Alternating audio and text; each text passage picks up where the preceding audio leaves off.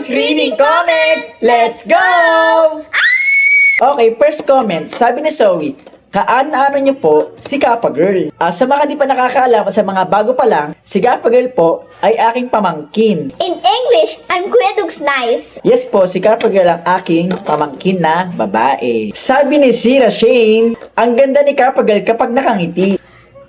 Alam niyo guys, lahat naman ng tao kapag nakangiti maganda.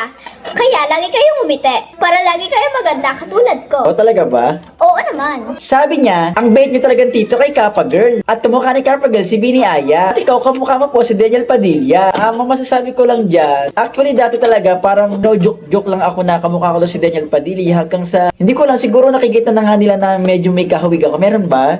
Oo, meron. Kitang-kita. So ayun, parang tinatanggap ko na lang. So ikaw naman masasabi mo na kamukha mo daw si Bini Aya. Sa totoo lang, sa una, hindi talaga ako naniniwala. Pero marami na rin kasi nagsasabi na kamukha ko daw si Bini Aya. Tapos, binoto pa ako sa school kasi kamukha ko daw si Bini Aya. Kaya ngayon, kapag tumitingin ako sa salamin, ang nakikita ko parang si Bini Aya na rin. Marami nagsasabi guys na hindi daw niya kamukha si Bini Aya. Pero yung iba naman nagko-comment, kamukha niya si Bini Aya nung bata. So parang kamukha niya rin niya si Bini Aya, di ba? Kasi si Bini Aya pa rin naman yun kahit bata.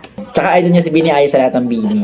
Wow, cute mo, kamukha mo si Bini Aya. Cute mo, Kappa Girl, idol kita. Oh, thank you dahil idol mo ako. Dahil idol mo ako, lagi ako magsipag mag-aral para honor pa rin ako para ma-inspire kayo. So, di ba mga kadugot, ang gandang inspiration niya. Dapat lagi kayo magsipag mag-aral. Tama, para lagi kayong honor at matuwa ang mga magulang nyo. Ang bait mo naman, Kuya Dugs. Lagi mo binibilang si Papa Girl na mga gusto niya.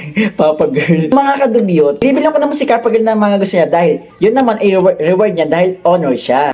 Tama. Hindi naman niya yung pinipilit sa akin, pero dahil nga honor siya, kagustuhan ko rin naman yung ibigay kay Kappa Girl para lagi siya masipag mag-aral, lagi siya may medal, saka may recognition siya. So, binibigay ko na kay Kappa Girl yung mga gusto niya dahil ayun yung mga hindi ko nakuha nung bata pa ako. Kaya, sinishare ko kay Kappa Girl. Sabi ni Kadlin, Kuya, lagi ako nag-aabang ng mga video niyo ni Kappa Girl. Sana pa ma-shout out. Shoutout sa'yo, Kadlin! Thank you for support! Oh guys, ito isa medyo na-touch ako. Sabi niya, sana meron din akong tito na katulad mo, Tito Dugs. Hay, ano ba, huwag ka mag-isip ng ganyan. Alam mo, maraming taong nagmamahal sa'yo. Nanay mo, tatay mo, di ba? So, at gawin mo yung best mo lagi, mag-aral ka mabuti, di ba? At, alay mo, soon, magkaroon ka na rin ng reward. Tama. At, ito na ang last. Sabi ni Yesh, proud sa'yo si Bini Aya. I'm speechless. Sana nga proud sa akin si Bini Aya kasi ako, proud ako kay Bini Aya kasi siya ang inspiration ko. Sobrang idol na idol ko ang Bini, lalo na si Bini Aya. Kaya talaga ako nagsisipag mag-aral kasi gusto ko maging katulad si Bini Aya. Sana nga nanonood si Bini Aya. Kung nanonood si Bini Aya, anong message mo sa kanya? Idol kita, Bini Aya. So, okay mga kadagot, yun na po ang aming Kappa Girl and Kuya Dudes Reading Comments! Bye-bye!